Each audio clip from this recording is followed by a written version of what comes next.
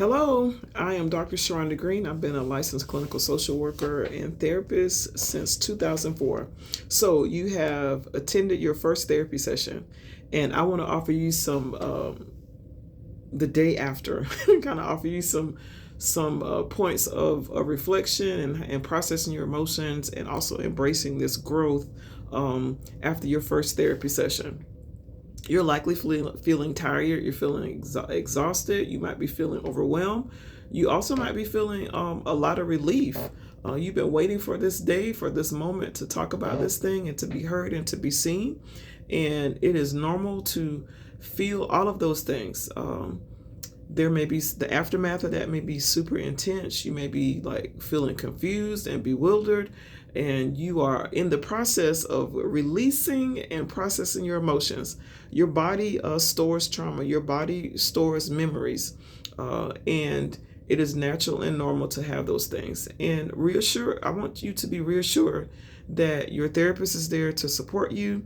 After your session is over, whatever aftercare or protocol of interaction and reaching out to your therapist that y'all have agreed on. Make sure that you're availing yourself of that as well. And I would suggest like how to process your emotions. Continue to journal. Continue to write down your thoughts and feelings after a session. Engage in some creative activities like drawing, painting, or singing, or moving, or music to express your emotions. I mean, what would you do? Think about like if you were a kid, like if you saw a kid on the playground playing or not having any worries, like imagining that, like what would they be doing?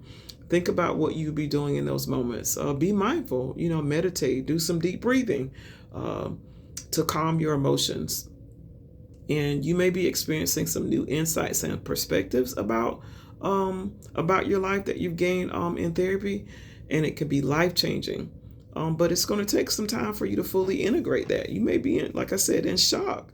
There's a term called cognitive dissonance. So you have been carrying around beliefs, values, and systems and ways of being for multiple decades in your life. And here it is, you come to therapy, and that's like your world might be feeling topsy-turvy, or you might be like, oh gosh, like all this time this has been happening and I didn't know this. Your brain is trying to process all of this, and be gentle and kind with yourself. It is called dissonance. Like you are asking your brain and yourself and your identities to trade information information and beliefs that you've held for a long time, and to find different ways of being. Reflect on what you've learned during the session and how you might apply it to your daily life. I suggest that you share your new insights with a trusted friend, a trusted family member, even your trusted pet. Like if you have a pet that you talk to and hang out with, those are ways that you can do that too. A support group might also help to reinforce the understanding of the concepts.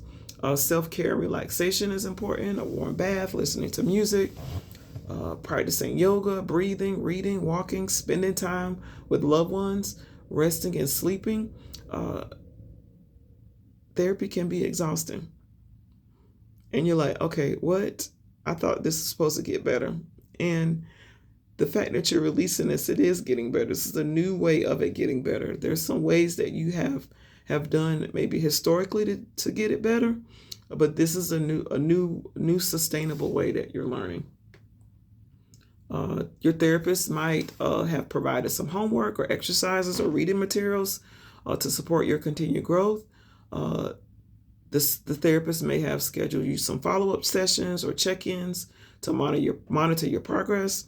You may have some assessments that you need to complete, or some things on your feelings and your emotions and symptoms that you may be asked to complete in between sessions. Reach out to your therapist with questions, concerns, or updates between sessions. And I want to encourage you to practice some new skills and strategies. Any negative thought patterns that might be coming up that emerge during the session, and celebrate your small victories and acknowledge your progress, no matter how small, no matter how small it is. Like cheer yourself on. You're doing such a great job. You're doing awesome. I see how you're fighting. I see how you're working to talk better, to communicate better, to take care of yourself and to prioritize yourself. Therapy is a journey. Okay. It is not a 40-yard dash. There may have been some things in your life that you have worked really hard and you got it, and you got the credential, you got the degree, you got the points, you knocked it out of the park. But therapy is a progress. It's a process of progress. And sometimes it may not be linear.